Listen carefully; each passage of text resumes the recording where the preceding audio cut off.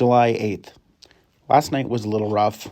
I recently watched a video from Trent Horn where he showed research on our decision making being affected at night.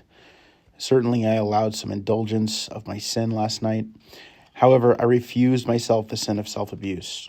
Subjectively, I think I have committed venial sin, but not mortal. Still, I'll confess it to the priest. I don't want to pretend that I was good just because I didn't take the sin to its usual conclusion. Another problem I want to avoid is budgeting my confession like a paycheck. I don't want to think I made a good confession today and this should last me at least the weekend, as if I'm already planning to commit the sin again.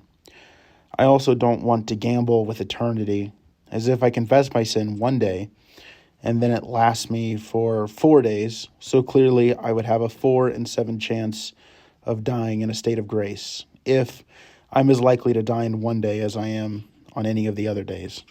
Yesterday, I was able to take my mind from its lustful desires by translating the first half of John 1 from Latin.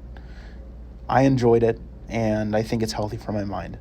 I accomplished this with surprising accuracy, just being a novice, with my translation only messing up the meaning of a couple of phrases in comparison to the Douay-Rheims translation.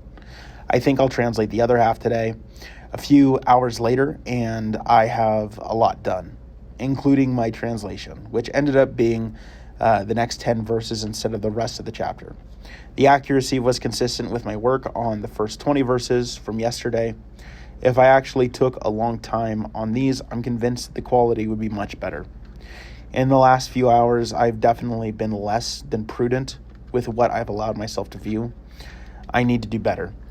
I think every man knows that the battle of lust is a single conflict in the war of sexual abuse in general, mostly centered around self-abuse for the man's battle with lust.